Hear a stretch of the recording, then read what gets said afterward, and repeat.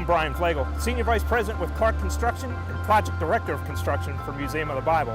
For those of you who haven't been able to make it to Washington, D.C. directly, welcome to Washington.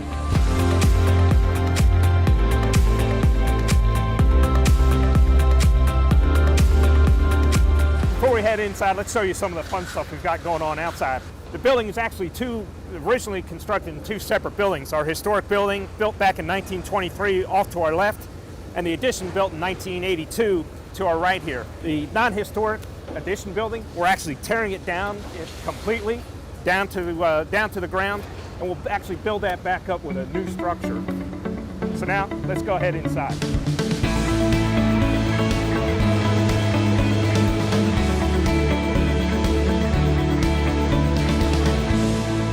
So here we are. We're in the main lobby.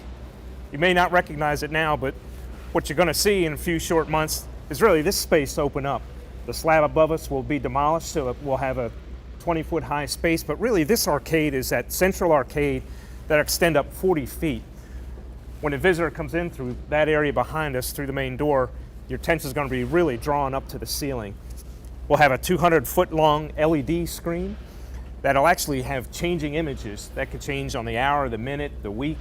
I've been working in this town for more than 20 years on all different types of buildings. This one's pretty special. To be able to take something that has been doing a job as one thing for nearly 100 years, get to repurpose it into something magnificent. So this floor right here that we're standing on is not going to be here when the museum opens.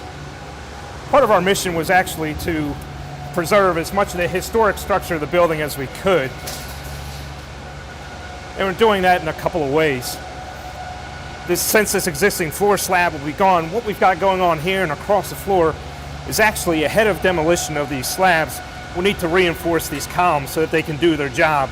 Right now they only span 10 feet, but with this floor gone, they'll actually be spanning 20 feet.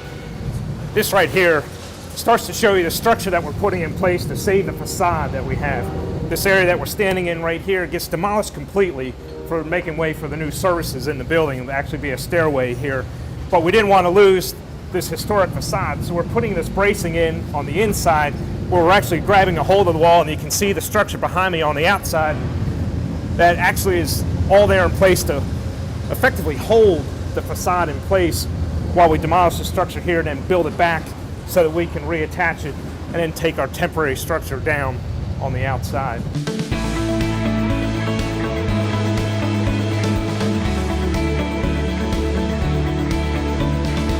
So right now we're standing on our history floor. This existing floor is going to stay in place as it is, but you take a look around, we've taken off the floor above it, and we've actually taken off the roof as well.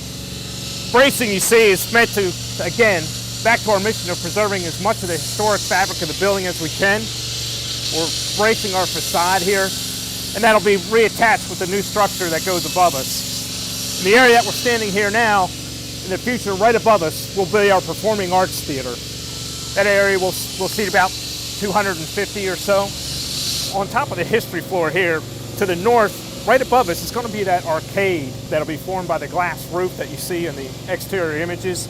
That gives us our view down into the National Mall and really some great panoramic views to include the Capitol behind us over here.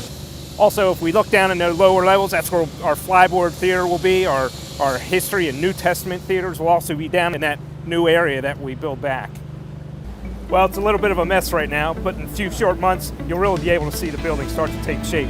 Thank you for joining us today on our quick tour, and remember, you can always keep up to date with what's going on by visiting museumofthebible.org.